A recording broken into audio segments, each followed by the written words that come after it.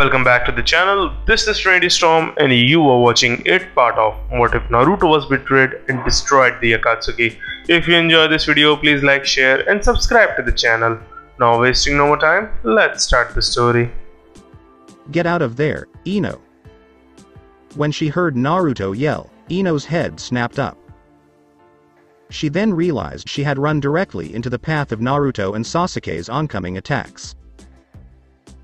She froze with fear as she realized the attacks were about to hit her, dropping to her knees and throwing her arms over her head in terror.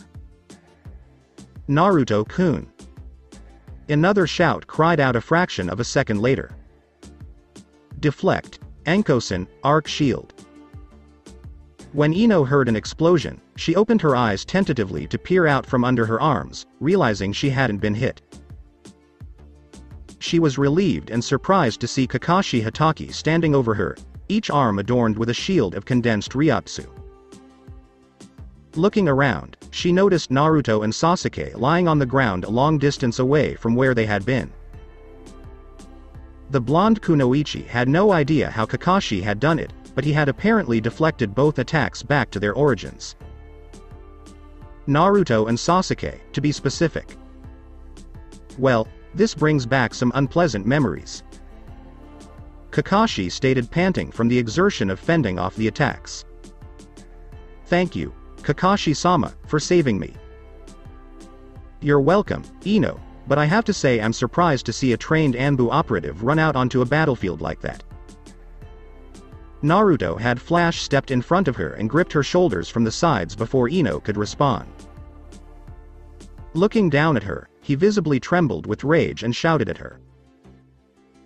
What the hell did you think you were doing, Ino-chan? I didn't want Naruto-kun to get hurt. So what, you thought running in between two deadly attacks was the right thing to do to prevent that? Idiot. I don't even want to look at you right now. All of you just leave me alone. Naruto yelled angrily before releasing Ino and Flash stepping away from the clearing. Ino could only stare at the ground and sob to herself until she heard a voice she recognized call out to her. Ino-chan. As Ino stammered out through her tears, the blonde kunoichi noticed an indigo-haired girl running towards her with lavender eyes. Hi, Hinata-chan? Hinata was suddenly enveloped in a hug upon reaching her weeping friend, as Ino began crying even more and kept saying to the Hyuga girl over and over. He despises me, Hinata, Naruto-kun despises me. Shish, Naruto-kun doesn't hate you, he's just upset right now. I promise he could never hate you, Hinata said, clutching Ino's hand. No, you didn't hear him, he hates me, I just know it. I don't want to live any longer if Naruto-kun hates me. Ino sobbed. Hinata sensed the Yamanaka girl was about to have a nervous breakdown, so she let go of the panicked girl and activated her Byakugan before striking out and closing off some tenketsu points on Ino's neck, knocking the girl unconscious. Another voice called out as Ino slumped into Hinata's arms. Hinata. Kurenai-sensei. Hinata leapt up from the grass, hugging her former sensei and surrogate older sister in a tight embrace, both women crying. Both kunoichi were hugging each other and crying tears of joy at their reunion. Sasuke had risen and walked over to Kakashi, who was standing next to Ino, and said, Nice to see you, Kakashi-sensei. You don't have to call me sensei any longer, Sasuke. I haven't been your teacher in a long time. Kakashi-sens. Senpai, force of habit. You have an interesting blade there, Kakashi said quietly as he watched his former student sheath his Zanpakuto. Sasuke forced himself to keep his mouth shut, afraid that his pride would get the best of him. Yes, Kakashi-senpai. It's a Zanpakuto, and it uses Kido-based attacks and defense, Kakashi concluded for his former student before continuing. Yes, I know what that blade is and what it does, Sasuke. How did you find out about Kido? That was a Keto spell you used to redirect mine and Naruto's attacks back onto us. Kakashi's visible eye bore a tired expression. It's a long story, Sasuke, but I'll tell you about it later. First, let's see if we can pry Kurenai and Hinata apart so we can all sit down and catch up, Kakashi replied, kneeling down to scoop Ino into his arms. The two kunoichi who had been hugging each other exchanged a hard glare at Kakashi before breaking apart, and Hinata stated, "All of you can accompany me back to the camp. Naruto-kun and I were about to sit down and have lunch before you arrived. If you're hungry, I can have something prepared for all of you as well. And we can also let Ino rest while we talk." Kurenai commented, "Thank you Hinata, that sounds lovely. And all of us, including Naruto, have a lot to talk about," Kakashi declared solemnly. Everyone else solemnly nodded their heads in agreement as they began their trek back towards the Crimson Bandits' encampment. Hinata joined all of her former Leaf Village comrades after she had gotten Ino settled inside her and Naruto's tent to rest.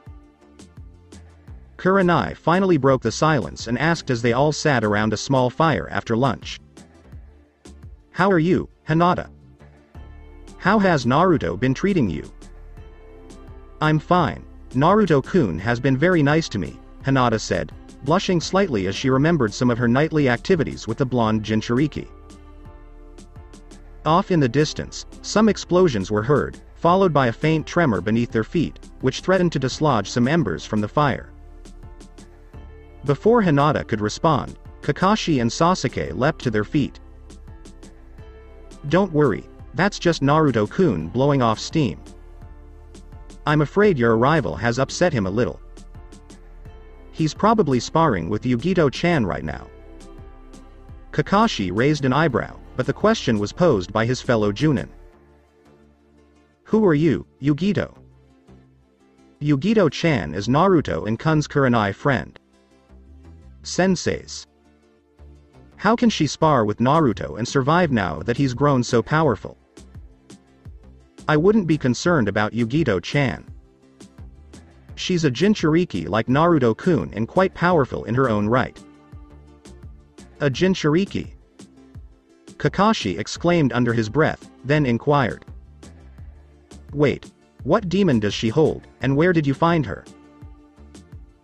"Yugito-chan is holding the Nibi, two-tailed cat, and I couldn't find her anywhere, Kakashi-sama. Naruto-kun rescued her from being captured by Suigetsu and Deidara of the Akatsuki, so she was already with him when I found him."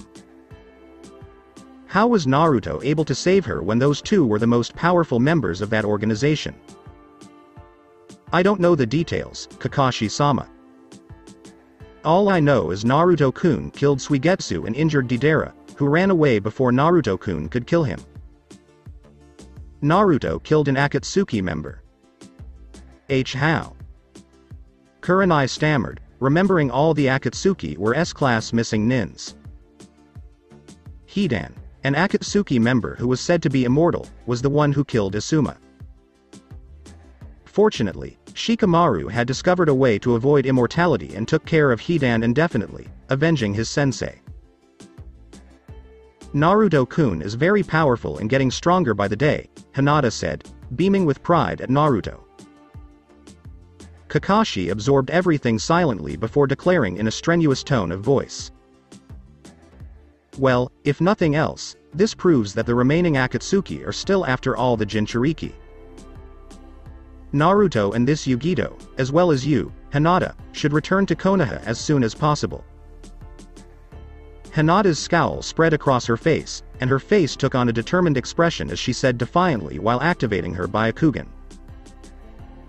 "Naruto-kun does not want to return to the Leaf Village, Kakashi-sama, and I will only go back if Naruto wants us to. If you force us back, we will fight you. You'll lose Hyuga," Sasuke declared arrogantly. Those pale orbs were filled with a spike of murderous intent. "Try it, Uchiha Teme." "Alright, everyone calm down. No one is forcing anyone to return to the Leaf Village at the moment," Kakashi said, resting his hand on Sasuke's shoulder after Hinata's response. Sasuke, frustrated, lashed out at his former teacher and said, "If Naruto does not return to the village, Hokage Tsunade has given me orders to capture or kill him as a last resort." "Those orders have been withdrawn, Sasuke." "Wait a minute, are you sure, Kakashi-senpai?" "Yes, Sasuke, Kurenai, and I received a message from Lady Tsunade a day ago, canceling the kill order and making our mission to bring Naruto back to the village alive. Apparently, she has something planned for Naruto, but she didn't say what it is." Sasuke sighed, but made no attempt to hide the arrogance in his voice. "Well, I'm hoping that whatever the Hokage has planned will work in bringing the Dobi back, because I don't want to have to kick his $1 just to get him back to the village." "As if." Hinata exclaimed angrily before rising to go check on Ino. Tsunade was doing her best not to laugh at the civilian council members' expressions as she exited the council chamber after delivering her shocking news to the esteemed Konoha Council. Flashback. Thank you all for coming to this special session of the Konoha Council that I requested. I know many of you are still in deep shock and mourning over the untimely and tragic death of Councilman Danzo, Tsunade said, a quick glance to her advisors who wilted under her gaze before the blonde Hokage continued. "However, we as a village must move on, so I appoint Tuchi Ichiraku to temporarily fill Councilman Danzo's seat until the regular elections for the civilian council take place in a few months."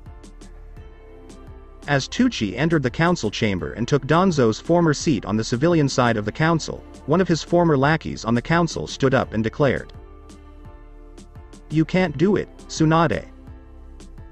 That man is a known supporter of the demon Uzumaki boy." "Silence, you ignorant fool. First and foremost, you will address me as Hokage-sama. Second, I have the power to name whoever I wish to the council in the event of an untimely death to one of its members. Finally, you have broken the third's decree about speaking on that subject."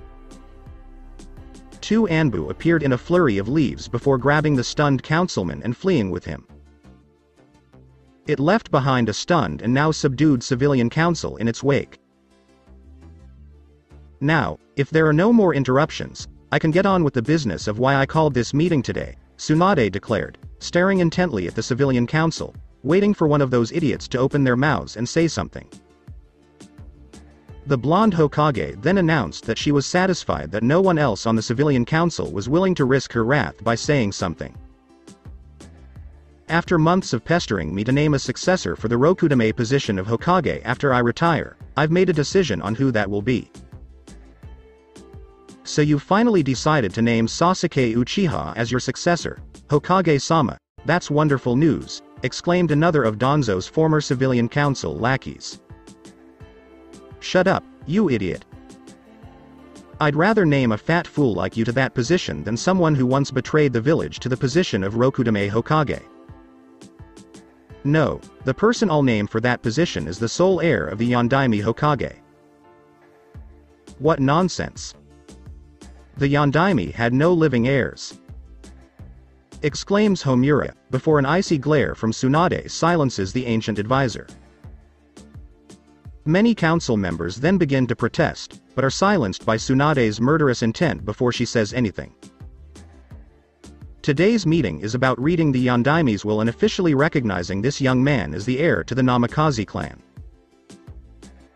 His name is Naruto Uzumaki Namikaze, the living Jinchuriki who keeps the Kyuubi no Yuko at bay, and is the only child and son of Minato Namikaze, the Yondaime Hokage.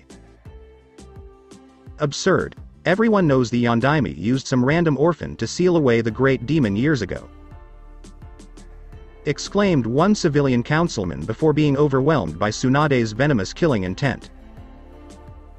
"You stupid moron.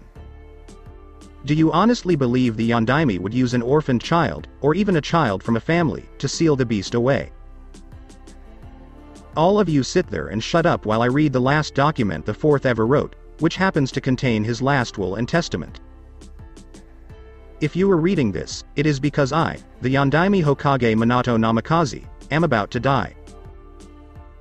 Many of our brave shinobi have given or are giving their lives right now to fight a terrible terror that has befallen the village.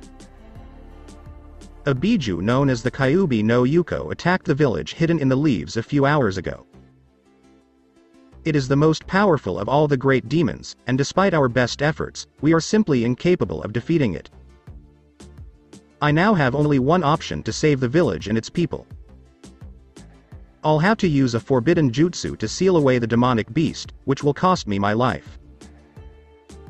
I just witnessed my one-year-old wife sacrifice her life to protect our newly born son, Naruto Uzumaki Namikaze. The pain and grief of her death have shattered me, especially since I now have to deal with our only child. I'm sorry, my son, but I'll have to seal the Kyuubi no Yuko inside you so it can't escape. It hurts me to put such a heavy burden on you, but I can't ask another family to give up their child for the act if I'm not willing to give up my own. I just hope that the people of this village treat you with the respect you deserve, Naruto. You should be regarded as a living hero by all, for you are the vessel that prevents the great beast from escaping and exacting his vengeance on the village once more. To my beloved son, Naruto, I leave everything I own, as well as your mother's wool, which you can find at the clan compound. Your mother's name was Uzumaki Kushina, and she was the daughter of the daimyo of the Whirlpool Land. She was a lovely lady who cared deeply for you. I have so much more to say to you, but time is running out. I have copies of every jutsu I've ever created, along with instructions on how to learn and use the hidden at the compound, my son. Also, your godfather is my sensei Jiraiya, the Toad Sage and one of the legendary Sannin. I'll leave it to him to teach you my two most prized jutsu, the Rasengan and the Hiraishin no Jutsu. Naruto, grow into the magnificent shinobi I know you will be. I've entrusted Hiruzen Sarutobi with your care to make sure that happens. My son, I adore you. Yondaime Hokage Namikaze Minato. After Tsunade finished reading the document, a shroud of silence descended on the council chamber. Hiyashi Hyuga then asked to examine the document with his Byakugan to confirm its authenticity. After scanning the document for signs of forgery, he deactivated his famous Kekkei Genkai and announced it for all to hear. This is a genuine document written by the Yondaime Hokage, Minato Namikaze.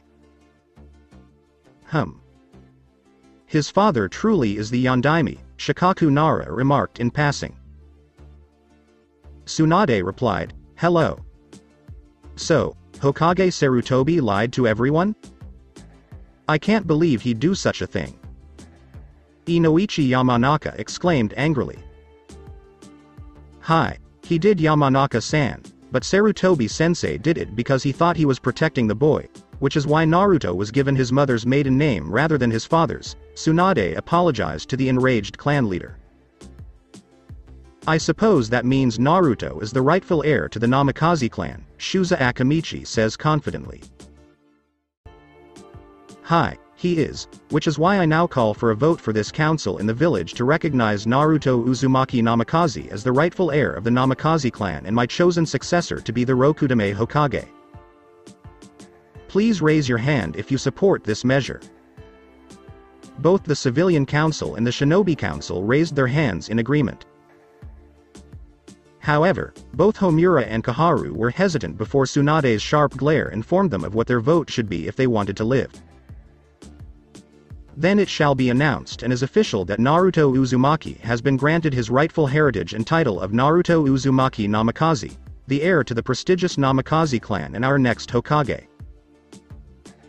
Many of the council members applaud, with the exception of one, who was preoccupied with his own thoughts about the news he had just learned.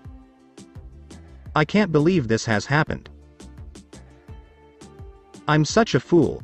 I could have had the Namikaze clan's sole heir and the Leaf Village's next Hokage tied to my clan through marriage to my daughter Hinata, and now I have nothing." Hiyashi lamented silently to himself. Flashback concludes. The following day, when the news of Naruto's true heritage as the living legacy of the Yondaime Hokage Minato Namikaze was announced, the village erupted. while some die-hard Naruto haters refused to believe the news, claiming it was a hoax. They were quickly silenced after the Konoha Council authenticated the proof of the fourth Hokage's last will and testament. Tsunade's reading of the will to the people of Leaf Village had a profound effect on them. When the truth about Naruto was revealed, the majority of the villagers experienced a wide range of emotions. The most common emotions were happiness and joy upon learning that their beloved fourth Hokage's last living legacy lived, and the feelings of guilt and remorse for how they had treated the boy as a child. It had been a few days since the announcement, and Tsunade stood on her balcony, disgustedly looking over the village. It enraged the blonde Hokage to see the same people in the village who used to shun or treat Naruto poorly now going out of their way to lavish praise and kindness on him simply because of who his father was. Even worse than these pathetic hypocrites of villagers were the crowds at the Hokage memorial praying and begging Minato for forgiveness for the sins they had committed against his son in the past. Finally, the most pitiful of the villagers were those who couldn't bear the guilt of what they had done to Naruto in the past and took the easy way out by committing suicide. When the villagers discovered Naruto was no longer present, a general sense of shame, guilt, and sorrow spread throughout the village. Tsunade thought to herself as she continued to gaze across the village and its people. Damn it, no one needs Naruto to come home. Because if he doesn't, I'm not sure the Leaf Village will survive, as I fear the people will wallow in their misery and guilt for the rest of their lives. After watching Hinata march off to check on Ino, Kakashi sat in quiet contemplation of his next move in convincing Naruto to return to the Leaf Village. Suddenly, an idea occurred to him that he believed had a chance of facilitating Naruto's return. Turning to Sasuke, he told him to follow him while the two of them went in search of Naruto. What? Naruto scowled at both his former sensei and comrade, pausing only to wipe a bead of sweat from his brow. After deciding that his ferocious rage had subsided as a result of their spar, he'd let Yugito return to camp and was about to follow his fellow Jinchuriki when Kakashi and Sasuke appeared. Now, as he carefully wrapped Zangetsu in its cloth sheath, he reflected on what his former sensei had just said and was intrigued by the silver-haired Junin's unexpected offer. That's right, the second and final stage of Bankai you've been working so hard to achieve. I can help you and Sasuke achieve it much faster, Kakashi said cheerfully, his smile visible beneath his mask. What's the catch? Snarled Naruto, skeptical. Catch? Kakashi asked, tilting his head to the side amusingly. Is there really such a catch? Is it really so wrong of me to assist my students in their training? Yes, it is, Naruto replied, sparing Sasuke a heated glare before proceeding. Because all you ever taught me was how to walk up trees, and if I recall correctly, you were never too eager to teach me anything important only to the Teme over there, including your prized jutsu the Chidori. While his former student's glare spoke volumes, Kakashi's head lowered slightly in guilt, the sting of Naruto's words hitting home, as he couldn't deny what he said was the truth. That was in the past, and I deeply regret some of the decisions I made back then. All I can ask is that you trust me now when I say I wish to atone for my past actions, and I truly want to help you Naruto, Kakashi replied, his voice solemn. Words are cheap, but actions speak louder, and you still haven't revealed the catch? I wouldn't call it a catch in the traditional sense, but rather a condition. Naruto's frown widened. What is the condition? Hinata entered the tent she shared with Naruto quietly so as not to wake Ino, but the blonde Kunoichi was already awake and looking around the tent. Are you feeling better, Ino? She froze in surprise, but seemed to calm down once she recognized Hinata. Hello, my name is Hinata, and aside from a sore throat, I'm feeling much better. I'm sorry for doing that to you, but you appeared to be on the verge of a nervous breakdown. Maybe I was. I guess it was just the agony of knowing that the man I love despises me. Hinata paused as she remembered Naruto's indescribable rage directed at Ino just a few hours before attempting to reassure his blonde friend. Naruto-kun doesn't hate you. He's just having trouble dealing with his emotions. I'm not sure, he seemed pretty certain when he said he couldn't even look at me anymore. I guess he's forgotten about me and has moved on to this Yugito girl I overheard you talking about outside. Well, Naruto-kun has feelings for Yugito-chan, and she has feelings for him, but they haven't manifested themselves. When I saw some of Naruto's stuff lying around, I assumed this was his tent.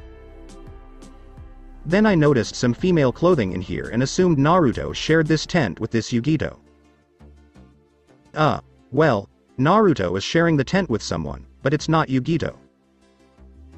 He's sharing the tent with me, Hinata confessed sheepishly, her gaze darting to the ground. Oh, I see, I guess I really am the idiot Naruto-kun called me. Congratulations Hinata, it looks like you've won, Ino said, turning her head away from Hinata to avoid crying in front of her. Ino, I want to talk to you about me and Naruto-kun to try and explain, Hinata said nervously as she sat down across from Ino on the ground. What about him? Ino scoffed before continuing. There's nothing to explain. I should have known Naruto would be with you Hinata.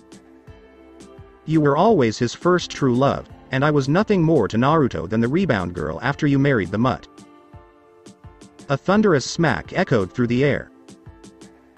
Stunned, Ino could only put her hand to her face as a red handprint throbbed angrily on her left cheek, her ears cringing as a furious Hinata yelled at her. Look, Ino, I know you're hurting right now, but that doesn't give you the right to tell lies about Naruto-kun. You know he loved you deeply, and you were never the rebound girl to him, as you put it after I got married, so stop being a spoiled jealous bitch and talk to me. Ino looked at her friend, stunned that Hinata had actually lost her cool and called her a spoiled jealous bitch. When the Hyuga girl stammered, the Yamanaka girl was still rubbing her cheek. I'm sorry, I didn't mean to call you that. I just know how much you meant to Naruto-kun during the time you two were together, and while seeing you with Naruto-kun hurt me deeply, I was happy for the both of you that you had found each other. I'm sorry for striking you, but I just got angry hearing you denigrate the time you shared with him. It's okay, I guess I deserved it. It's just hard for me to know I've given up everything to find and be with Naruto only to find out I'm too late, he's yours once more. I understand what you're feeling. I remember feeling jealous every time I saw you two together, even though I had no right to. I was married to Kiba, which was my own fault because of my weakness, but even though you're my friend, I was still jealous because it wasn't me with Naruto-kun. Ino just sat there, dumbfounded, staring at Hinata.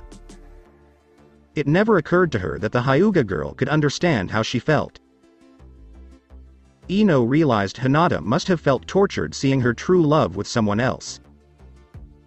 When the Hyuga girl spoke again, Ino was about to respond. But I won't apologize for being with Naruto now. I, too, have given up everything to be with him. My home, my family, my clan, everything. I have nothing left in the Leaf Village other than hatred and scorn from everyone, but I don't care. Naruto has taken me back into his life, and I would rather die than be apart from him ever again. I understand, and I apologize if I made you feel guilty for being with him. Do you still love him as much as you did before? I never stopped loving him, Hinata replied, her voice firm and confident. I see I'm happy for you, Hinata, Ino said, looking down at the ground. Are you still in love with him, Ino? Hinata nervously asked, a little afraid of the answer, and Ino could only laugh to herself as she wrapped her arms around her to keep from crying. I still adore him. I adore him more than any other person in my life.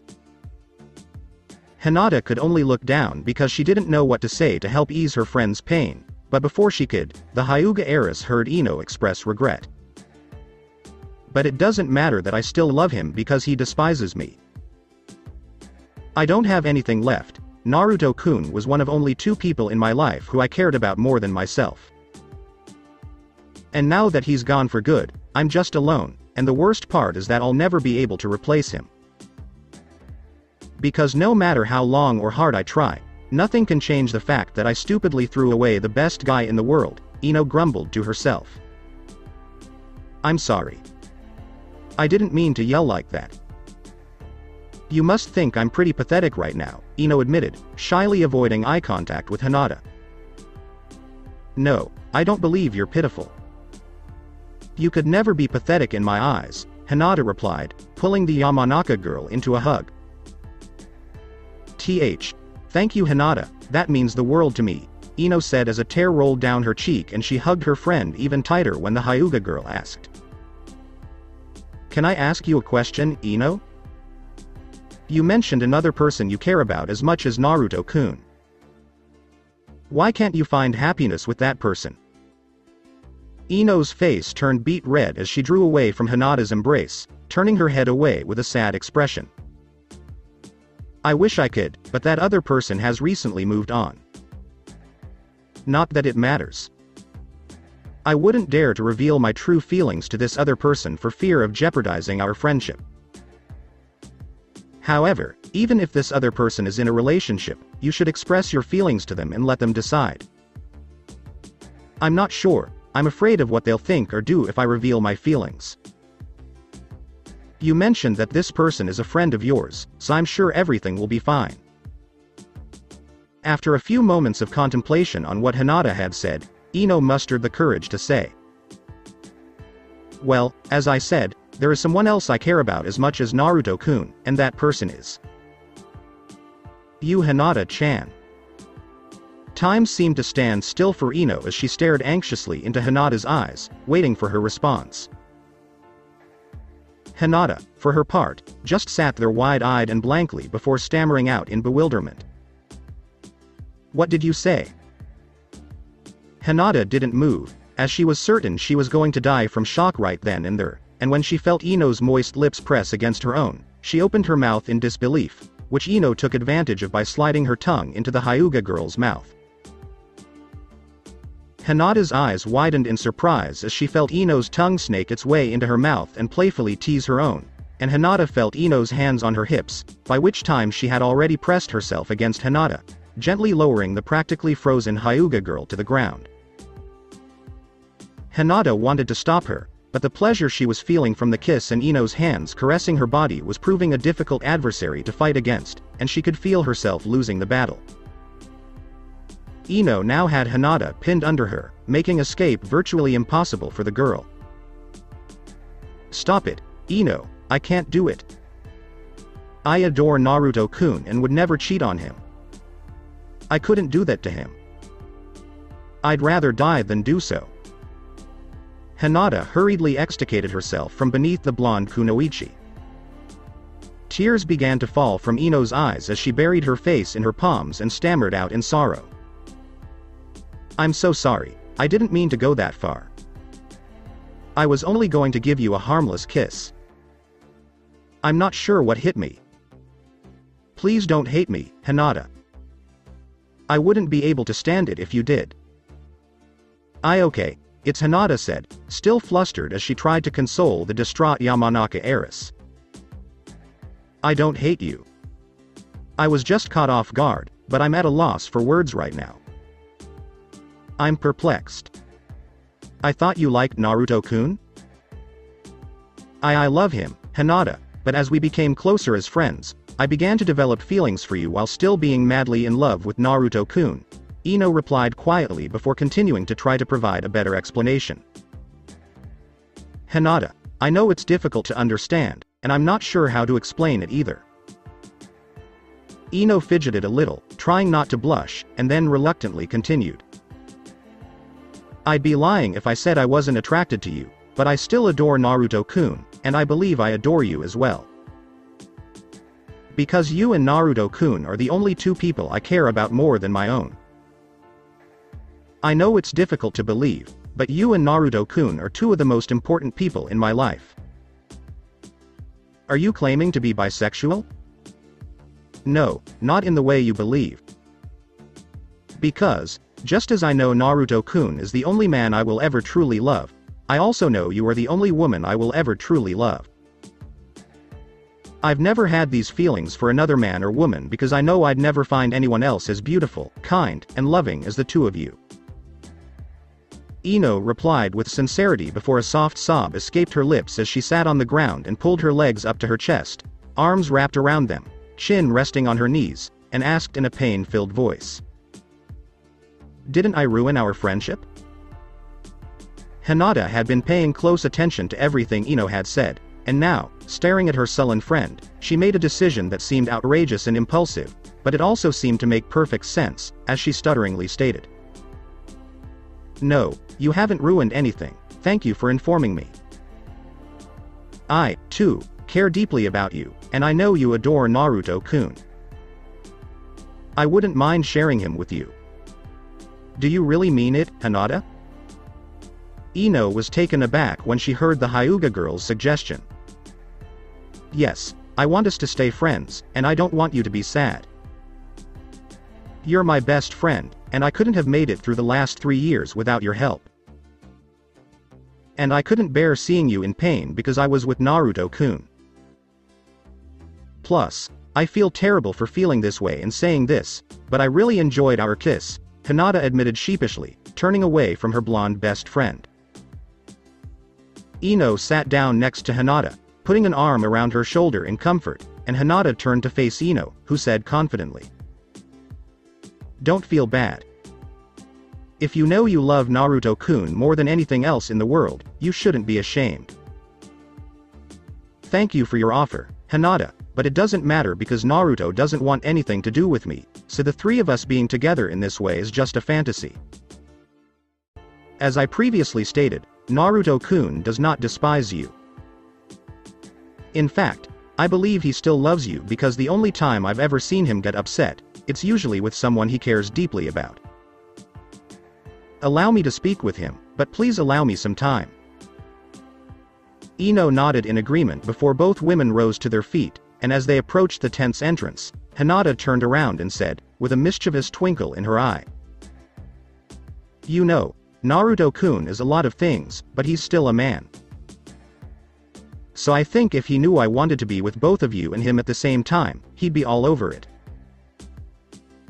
After hearing Hinata's declaration, Ino became wide-eyed in surprise and even more shocked when the Hyuga girl leaned in to place a passionate kiss on her lips. After a moment, the initial shock wore off and Ino fervently returned said kiss with eager enthusiasm before both girls finally broke away and exited the tent giggling. Damn it, I'm bored. When are they going to show up? The sound of a man snorting in complaint filled the otherwise silent room, bouncing off the walls and echoing loudly. After a brief pause, another voice rang out with deadly authority and annoyance. If you don't want to end up like Suigetsu, only by my hand, I recommend you keep quiet. Hey, the 9 tails didn't beat me that bad, Madara-sama, Deidara pleaded submissively before adding. All we did was get caught off guard. The clay-using Akatsuki member was still unhappy with the bottle's direction, and he wanted to be well prepared before running into the Jinchuriki again. As a result, Suigetsu is no longer alive.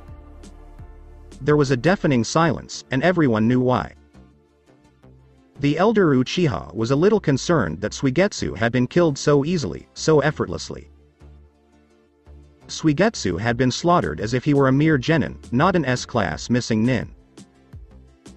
Since the 4th Shinobi War, Naruto had grown even stronger.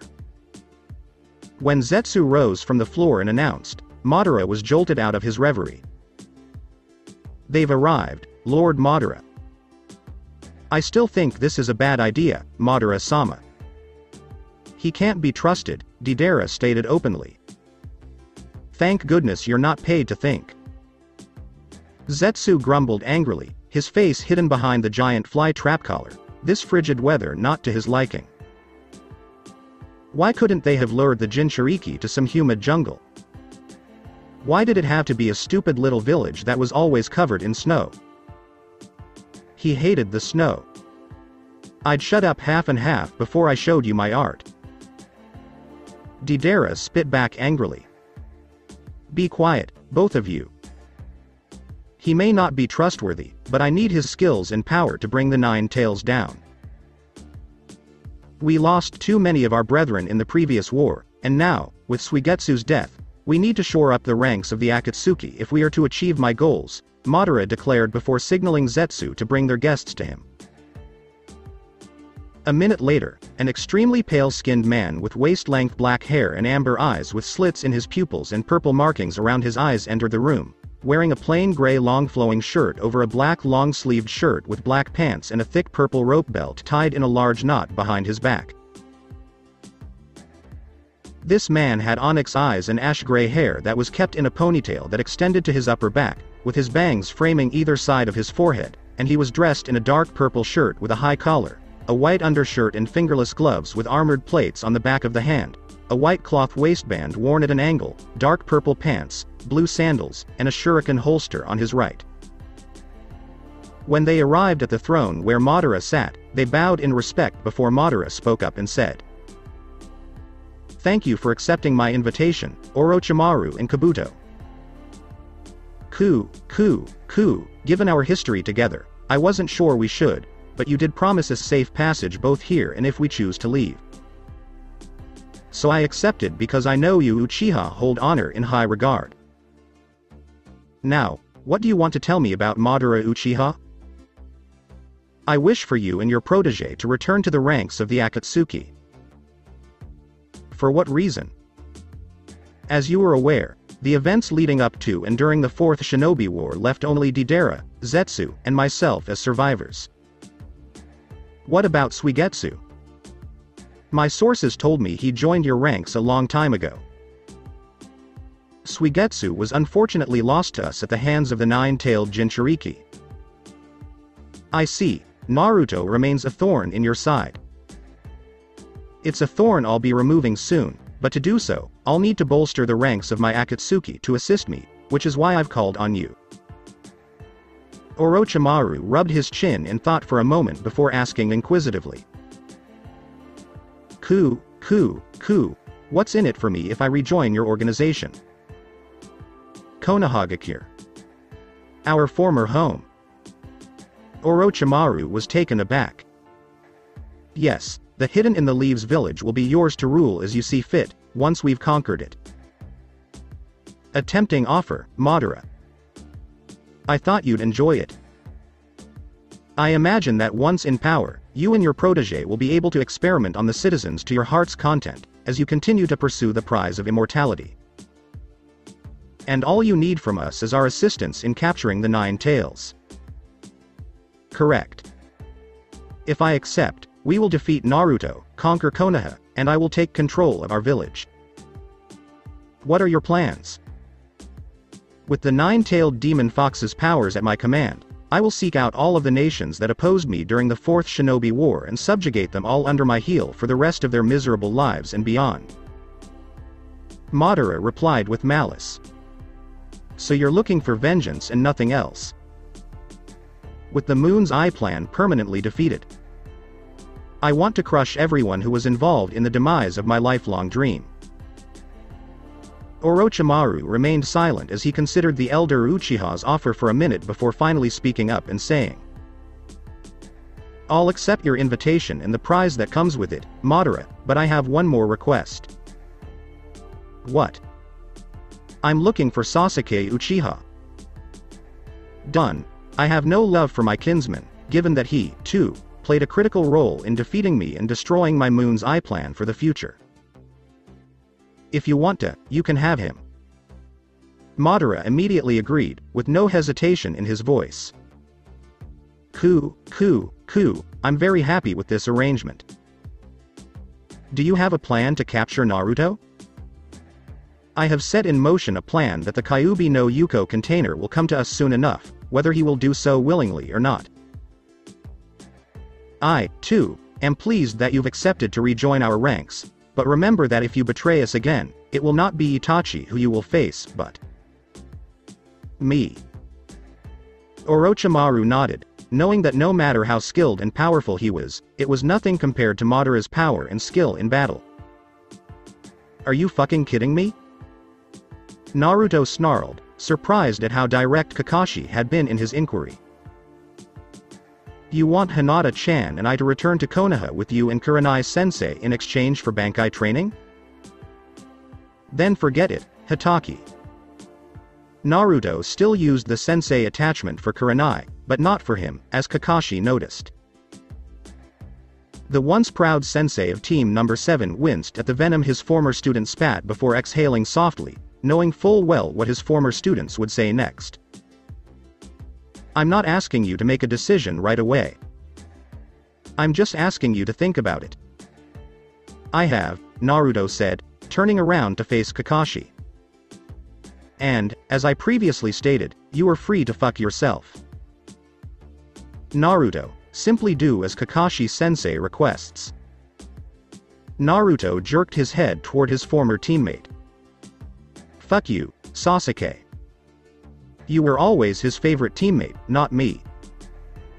You should do what he says because you were the only person he ever trained and cared about. I'm not returning to Konoha simply because this hypocrite asks me to. I'll figure out how to do Bankai on my own. Naruto yelled angrily before stomping off to begin his training. Naruto scowled in determination, his mind still on Kakashi's offer. Okay, one more time. Naruto swept his arm back out, palm resting on his forearm, thrusting Zangetsu forward as the energy began to stream out of the sword and into his body. Blue light flickered at his feet and then began to rise around him, forming, swirling, spiraling into nothing.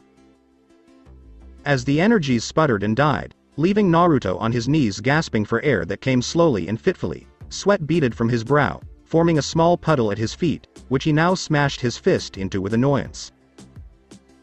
Oh, no. What on earth am I doing wrong? As Naruto looked to the right, a red Ryotsu whipped around the Uchiha's body, raw yet controlled, powerful enough to shatter a nearby tree into timbers but held in check. Naruto allowed himself a small contented smile. Sasuke appeared to be having the same difficulty controlling his energy in unison with that of his blade, as the dome contracted, the sphere of destruction now only extending about a yard out. Sasuke smirked at the disbelieving expression his former teammate now wore. Surprised? No, not at all, Naruto grumbled, forcing himself back to his feet, before his own blue Ryotsu appeared in response to Sasuke's red, the twin colors merging to form purple, sparks flying between their blades. In another life, such an insult would have sent blood boiling. However, this was a different life, a different Naruto. His temper, while still volatile, had now become tempered, focused on a single goal, one sole objective, and nothing else. Naruto's anger had now forged into an unstoppable blade, much like the one that lay before him. This drove him forward to his task. Naruto Uzumaki was on a mission. The revelation was as swift as it was stunning, and everything dropped away, leaving the ex-shinobi in the dark. All this time, what had he been fighting for? At first, it had been pure instinct, an almost unholy desire to escape, to rid himself of Konoha and all those who inhabited it, all those who had caused him pain. Except for Tizuna and his family, Naruto had lashed out at anyone who dared to approach him, tearing down anything that had the audacity, the gall, to block the wayward path that he had once believed to be freedom. He killed for survival, but he had also ended lives. And then Neliel came into his life. Considering it now, she would have charmed anyone else, no matter how dark their heart was, into submission the moment they crossed her path. It was pure coincidence that she had met Naruto first, before one of the now dead bandits had noticed her. Uzumaki shivered at the thought and what it implied. Nell belonged to him. There was no other way to explain the complex father-daughter relationship that had blossomed so seamlessly between the two. She had taken to him like a fish to water, and he needed her to temper the darkness that still resided within him. Then Yugito entered the fold. Perhaps it was because she, too, was a Jinchuriki, or because she, too, had known the pain of loss and abandonment, of being shunned, scorned, and hated for her very existence. There was just something about her. An irresistible pull surrounded her, something close to magnetism. He'd felt it the moment he'd slammed the Nibi vessel into the tree and demanded. The fact that Yugito was one of the few people who could spar with him and come out alive was also a plus. Then there was her. Naruto had never imagined being reunited with his first true love and had resigned himself to the fact that she was gone forever. So it came as quite a surprise to Naruto when Hinata joined his growing little family, reclaiming a tender place in his heart that had never quite healed since they'd first parted ways. Now their love for one another was as strong and as passionate as it had been years ago. Naruto was filled with joy whenever he thought of his Hyuga princess. Last but not least was Ino Yamanaka, who had been thrust back into his life much to his chagrin. The blonde-haired kunoichi evoked a fierce fiery sensation of raw pain and agony, stabbing into his heart, twisting and knotting around his very soul. Ino still evoked age-old feelings of deep love, but at the same time the pain was there threatening to strangle that love and turn it into rage. "Are you serious, Ino-chan? Do you truly love me?" "I meant every word I said, Naruto-kun, and I swear I'll never hurt you." Yes, Naruto was still torn when the matter fell to Ms. Yamanaka, and it irritated him greatly that she still had some significance in his life, whether it was a painful one or not, but it didn't change the facts that were now racing through his mind about his upcoming battle against the Akatsuki. "I'm not doing this for myself," he realized only after speaking the words aloud. "No, it's more complicated than that. I'm fighting not because I want to win, but because I have to win. This isn't all about me anymore, as much as I'd like it to be. I'm not alone anymore," she says. Everyone, including Nell, Hinata, Yugito, and even Ino. Despite appearances, Naruto had rediscovered the meaning of love and friendship. These were important people in his life once more. There were those he wanted, needed, to protect. And if that meant making a suicide run against the world's most powerful criminal organization? Well, stubbornness was the one aspect of his personality that hadn't changed. If it kept them safe, it was all worth it. Everything became as clear as day with this in mind. Spurred on by this determination, Naruto inhaled and reacquired Zangetsu, gripping the wrapped tang in both hands, a determined scowl breaking through the half-smile, as white-hot fire roared into existence, spreading from the blade and into his body. "Impressive," a familiar voice said in his head, as a figure faded in and out of Naruto's mind, translucent in appearance but firm in voice. "You remind me of my old master, Naruto." For a brief moment, a tall, lean-built middle-aged man appeared, with pale skin, high cheekbones, stubble, and long ragged black hair with brown highlights, dressed in a tattered white dress shirt with an upturned collar and cuffs, black pants, low-heeled boots, and a long, amorphous black overcoat with a burgundy highlight that flares out into ragged ends, and wearing brown-tinted, semi. Unaware of what had just occurred, Sasuke could only blink, startled by the display. "Who are you, Dobi?" "Zangetsu," Naruto exclaimed, thrusting the Zanpakuto before his chest for the second time, grinning wildly, as the bluish-black light howled into existence around his body, forming his own dome of destruction, a massive translucent black sphere that stretched 3 yards in comparison to Sasuke's one. As Naruto began to laugh, Sasuke found himself taking a small step back. "No way, don't tell me," realized Sasuke. Naruto had completed Bankai's final stage.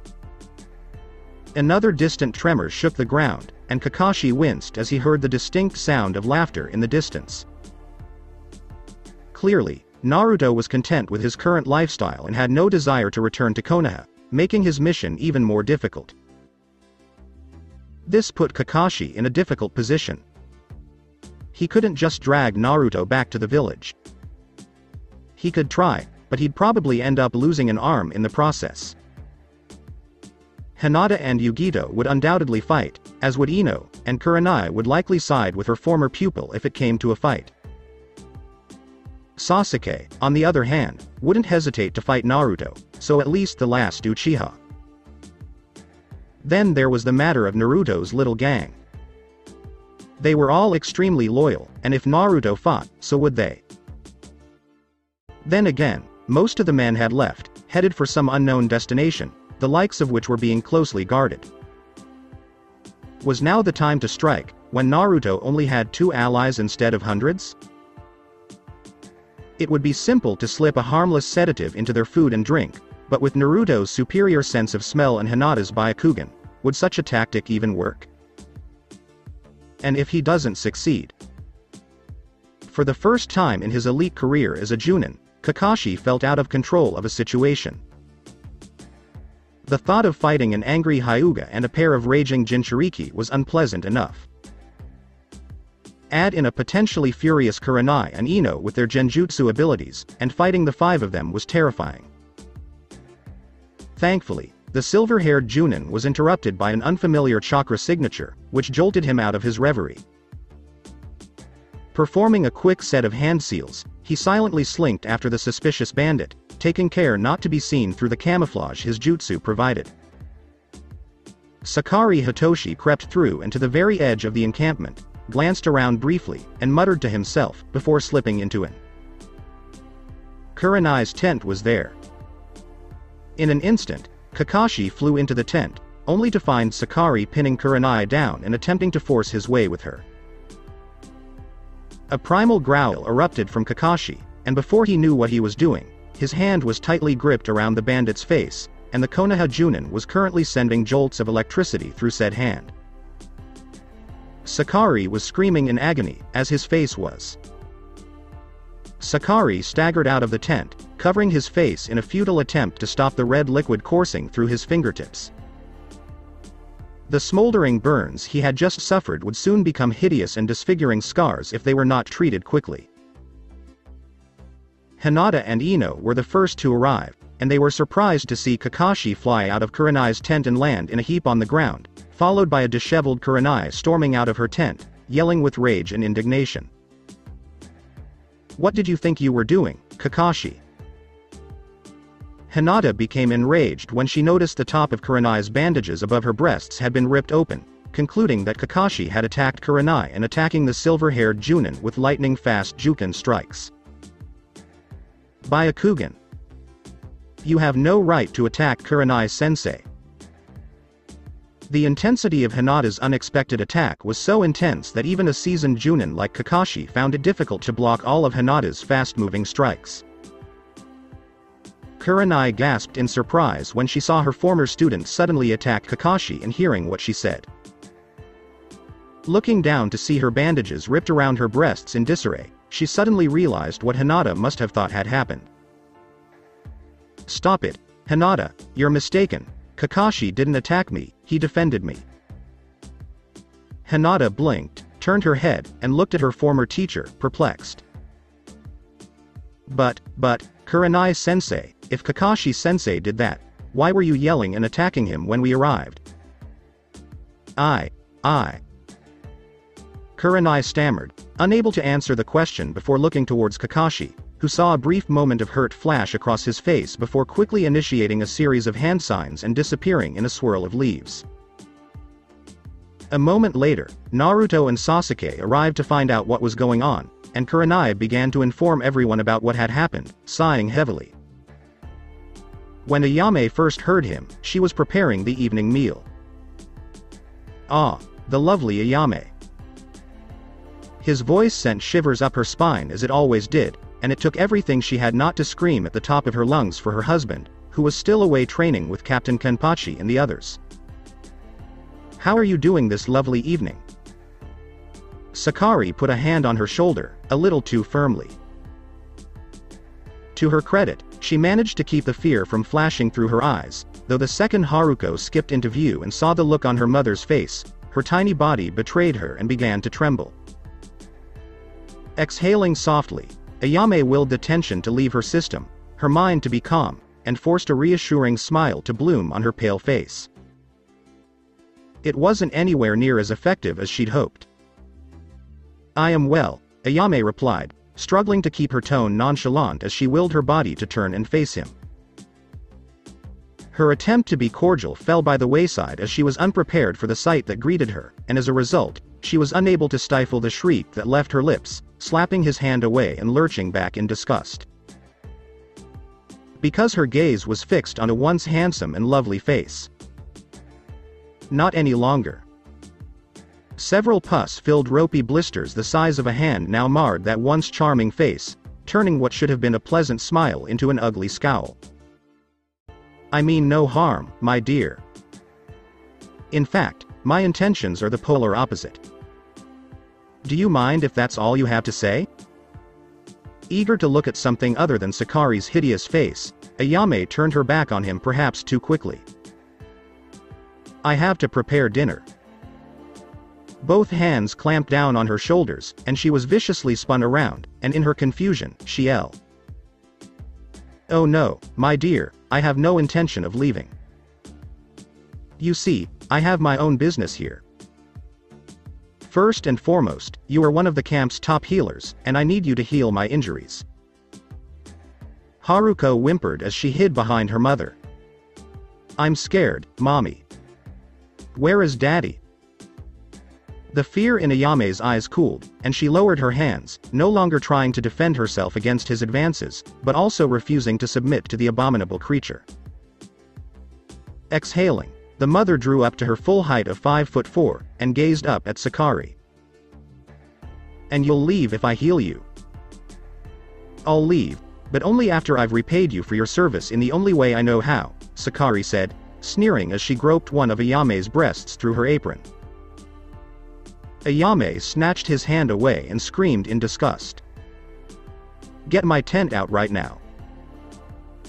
Sakari reeled away from her, his gaze darting furiously around the room for any sign of an intruder, anything that might have strengthened her resolve, but finding nothing of the sort, he scoffed and turned his twisted scarred visage back to Ayame. "Why should I?" Sakari didn't have time to finish his sentence because he'd already been hauled outside and mercilessly thrown to the ground. When the Crimson Bandit's face hit the dirt, he screamed out in agony, as a crunching sound indicated a now broken nose. "You cretin, look what you've done to my face." Sakari screamed in anguish and pain at the masked silver-haired Junin who stood over him.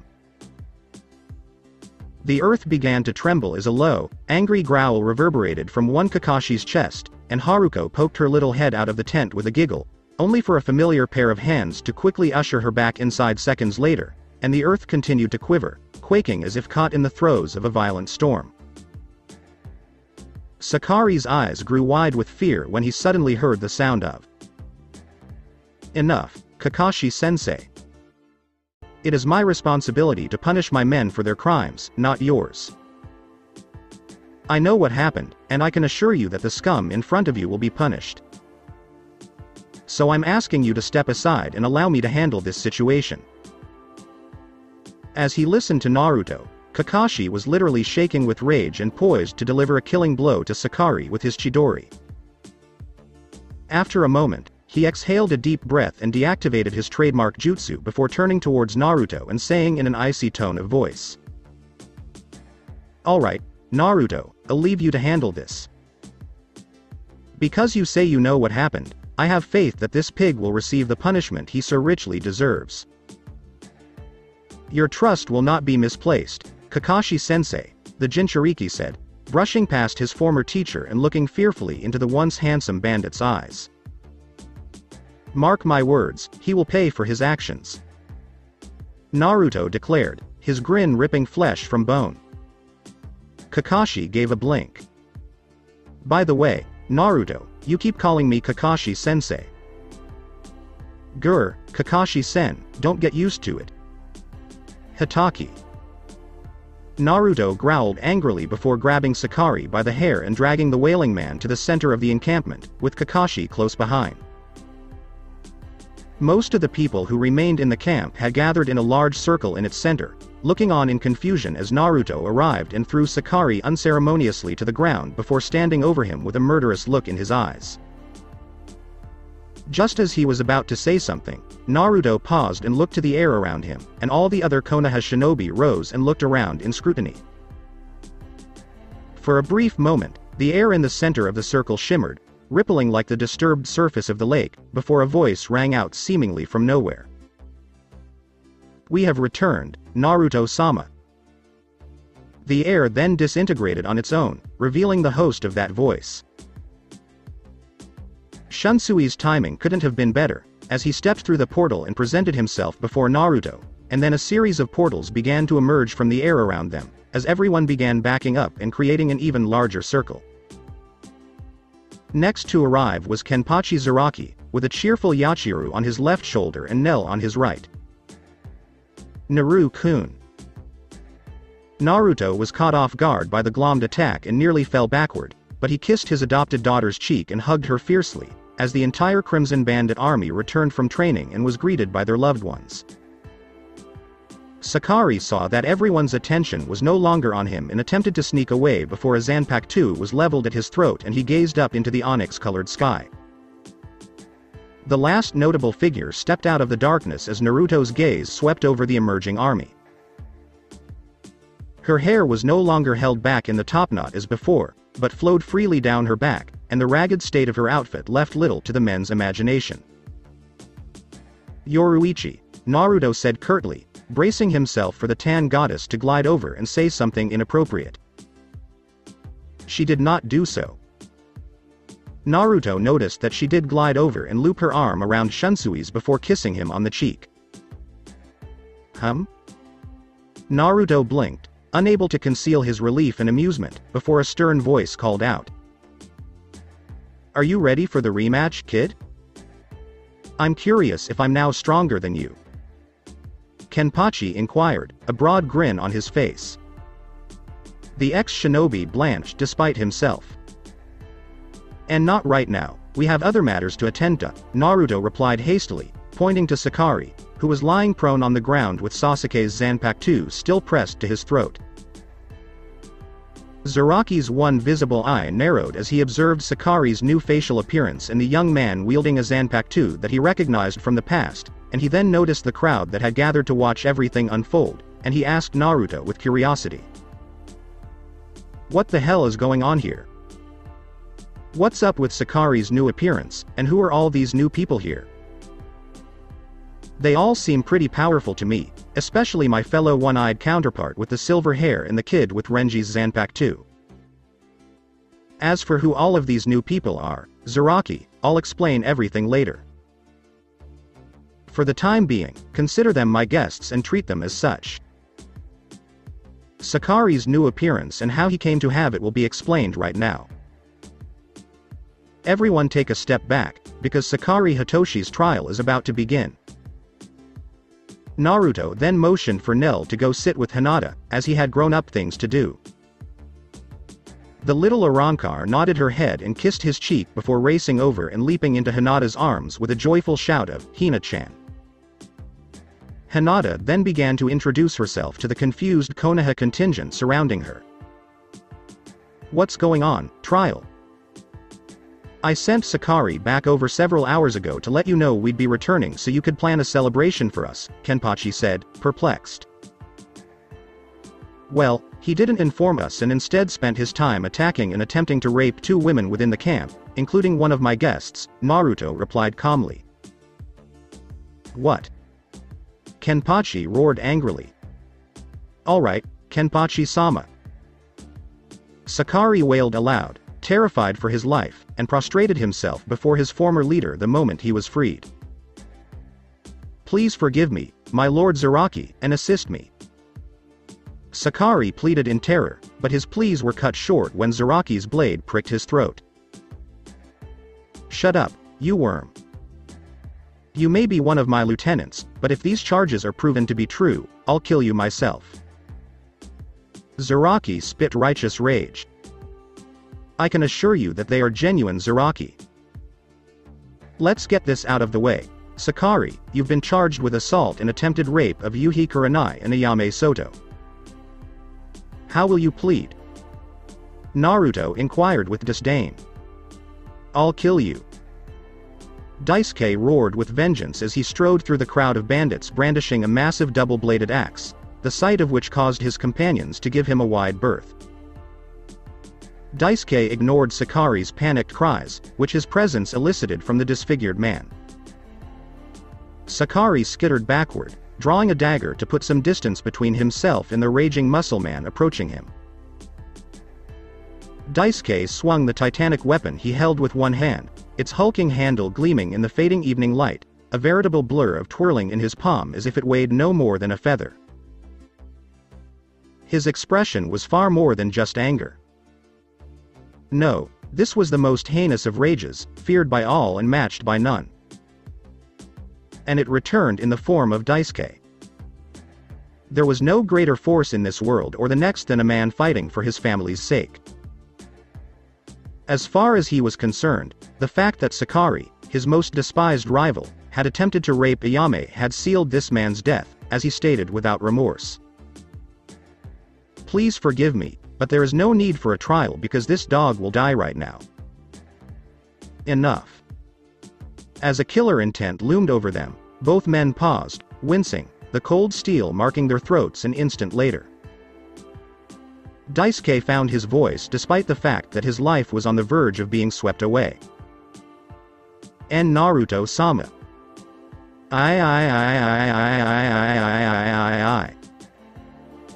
I said, that is enough, Naruto said authoritatively, his right hand clasping Daisuke's massive axe, his left curled into a tight fist around Sakari's dagger, his body firmly positioned between the two. As the new leader of the Crimson Bandits separated the two men from the folds of his sleeves, a pair of long, razor-thin blades extended, causing both men discomfort. One pricked Sakari's throat, while its partner was centimeters away from doing the same to Daisuke, and Naruto angrily stated as he brought the full weight of his glare upon his trusted lieutenant. You, of all people, should know better than to start a battle here, Daisuke. I expected more from you. But I told you to be quiet.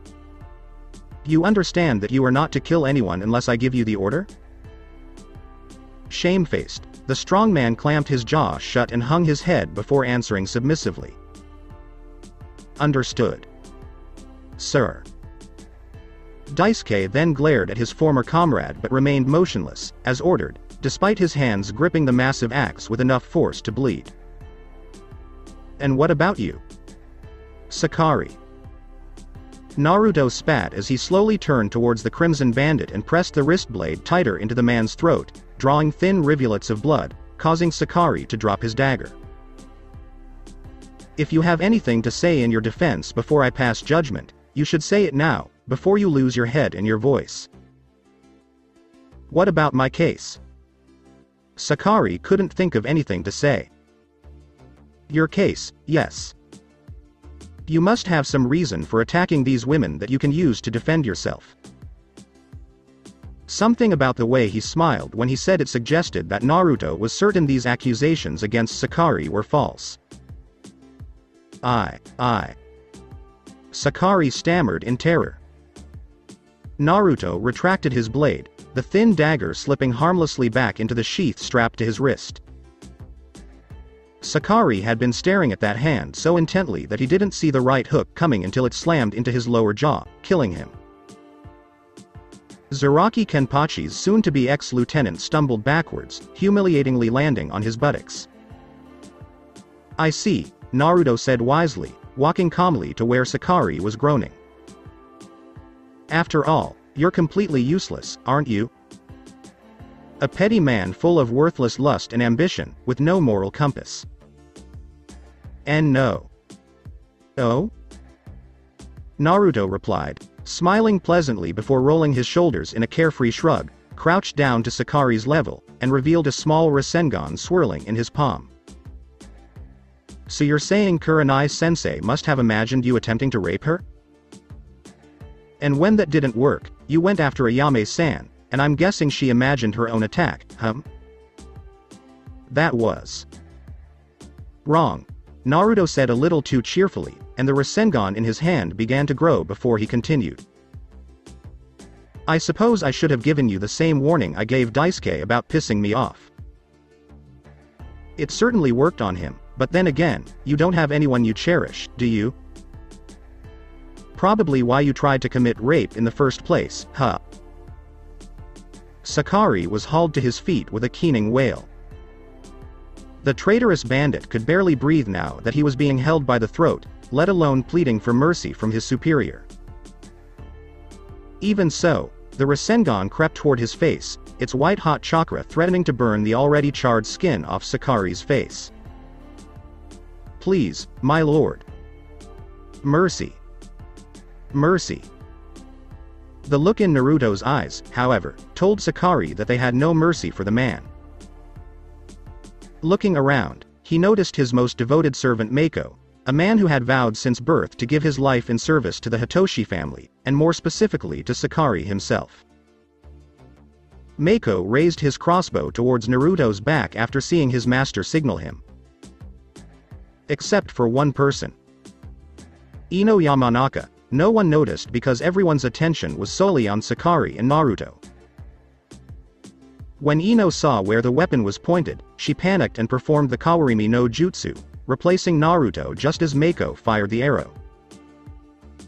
Unexpectedly, a perplexed Naruto found himself standing next to Hinata and the others, all of whom were staring at him in horror.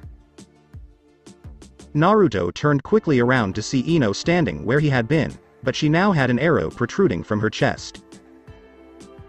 She turned her head and smiled weakly at Naruto before collapsing to the ground. Everything went to hell at that moment. Seize that man. Kenpachi commanded as a swarm of crimson bandits pounced on Mako and wrestled him to the ground. Meanwhile, in a panic, Naruto, Hinata, and the others dashed over to Ino. Naruto knelt down, tears welling in his eyes, and cradled Ino's body against his, growling in both anger and sadness. Ino-chan, you little fool. Why did you have to go and do that? It would take more than an arrow in the back to take me down. Hinata-chan, you and the others immediately take Ino-chan into the medical tent, and I will join you there shortly. Hinata nodded, and she, Kurenai, and several others, including Ayame, dashed off with Ino. Kakashi and Sasuke stayed behind to see what Naruto would do next.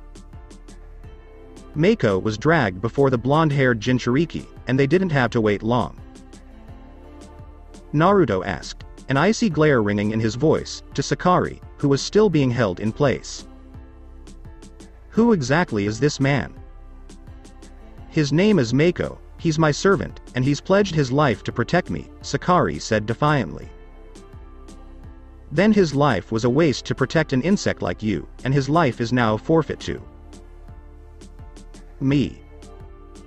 All women and children must leave this area immediately, and all men must remain and watch what happens when you hurt one of my precious people. After a brief moment, all of the women and children who had been present had left the area.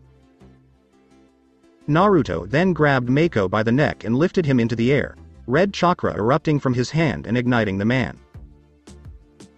Mako would have screamed in agony if his vocal cords hadn't been burned away as he flailed around desperately trying to escape Naruto's death grip. Unfortunately, it was in vain, as Mako quickly stopped struggling and was reduced to a pile of ashes at Naruto's feet. The Crimson Bandit leader then returned his attention to Sakari, who had soiled himself after witnessing his servant's brutal murder.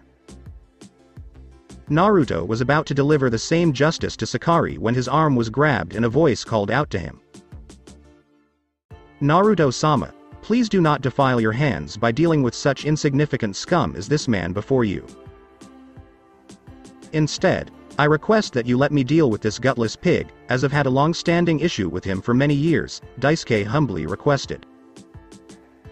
Naruto looked Daisuke in the eyes, as if he had any doubts about his ability to deal with the wretch before him. Naruto nodded his acceptance and replied, noting the determined look in Daisuke's eyes and the dedication in his voice. "Very well, Daisuke, you shall carry out the punishment for this worm tomorrow morning. Until then, take him to the prison pit and post a guard of your choice to keep watch over this animal for the night. At your request, Naruto-sama." As Naruto stood there watching Daisuke and a few other men drag Sakari away, he noticed Shunsui and inquired, "Please provide feedback on the training." Casualties were minimal. In total, only 5 of the men were unable to endure the training. They were disposed of when they lost their minds and attempted to kill their comrades. If I may be so bold, I believe that the remainder has far exceeded our expectations. I dare say that a handful of them, including Daisuke and possibly Sakari, are almost at lieutenant level strength. Then we should be treated to an excellent battle in the morning. Naruto then took a quick look at some of his men. Some of them wore wild grins instead of the terrified horror expressions they'd worn before their training, while others wore more melancholy expressions. Some people refused to even look Naruto in the eyes, which was a good thing. They'd all been through the training and understood what they were up against. It was only a matter of time before they lost their minds. But one stood out. One caught his attention. One of the men wore a look of complacency, rather than irritation or melancholy. His emerald green eyes met Naruto's cerulean blue eyes and refused to separate, as the others had. That, and his hand had never left his sword's dull green hilt. Naruto thought to himself, interesting. "You there," Naruto said, pointing to his fellow blonde. "Please tell me your name." "Kira Izuru, sir," the man said with an uncharacteristic bite, which piqued Naruto's interest even more.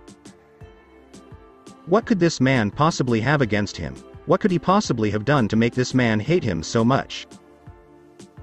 The animosity was palpable. Then he realized what was causing Izuru's burning stare. A girl stood behind Kira, as if to conceal herself, barely visible among the hulking bandits. She was a tiny little thing, her hair tied back into a bun, her skin fair and soft, as if she had never seen battle. She cast a quick glance up at Naruto before quickly turning away, and for good reason. Her hand gripped Kira's wrist tightly, as if she were the only thing keeping him from retaliating against Naruto for his actions. "Shunsui," Naruto said slowly, exchanging a glance with the former Gote 13 captain, who, as if aware of his superior's piercing gaze, turned his gaze to the couple. "Who is this girl? I don't recall her being with the main group when you set out, and she appears to be completely out of place here." "She's a young blonde man," Shunsui began, but the youth was stopped by Shunsui's hand. "Please, Kira, I am to blame for this. Please allow me to explain." "Please," Naruto said, waving his hand impatiently. "I don't have all day."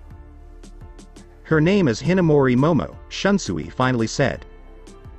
We picked her up on our way." "Ah, well, that explains a lot, doesn't it?" Naruto said sarcastically before adding, "Don't worry about it. You can explain her presence to me later. I'm needed elsewhere right now." Naruto then shushed away, followed by Kakashi and Sasuke, leaving Shunsui and Kenpachi to wonder silently what had happened to Naruto while they were gone. Kiba read the message with trembling hands. Delivered by Messenger Falcon shortly after Hana's departure, the handwritten words were sharper than any blade and had struck at the very core of his being with terrifying force. Now, there was no doubting Hana's words. The order was perfectly clear and now official. All Konoha shinobi, pay attention. The kill order for Uzumaki Naruto has been rescinded and reduced to a capture order, and he is to be brought back alive at any cost, preferably unharmed if at all possible, and under no circumstances is he to be killed. Disobeying this order will be considered treason. The Godem Hokage is Tsunade Senju. Kiba crumpled the paper into his hand and tore it to shreds before Sakura could see it, unconcerned about the questioning looks he received in return. What exactly did it say? Nothing, Kiba replied, lying through his teeth and hoping Sakura would believe him out of frustration. It's just that Akamaru won't be returning and that they can't afford to supply us with any more tracking dogs. Oh. Her face fell at his words, and Kiba swears he saw a thin smile stretch across Sakura's face as she asked. Well, then what should we do now that we can't track Naruto? Go after that bastard. What else? And how do you intend to track him down? Sakura said, irritated and disgusted by Izuka's behavior, and appeared to have agreed with Tazuna and Inari on this point, as her expression suggested nothing less than outright disbelief before she added. Without Akamaru, we can't find him. Hey. Kiba surprised everyone by straightening out of his crouch and proudly smirking. Although I am only human, and Inuzuka's nose is just as good as Akamaru's. Who do you think has been training him all these years? Sakura shivered and thought quietly to herself. How come that doesn't reassure me? So that's it for today. I hope you guys enjoyed it. Don't forget to like, share and subscribe to the channel for more awesome stories like this. Thank you. See you all in my next video.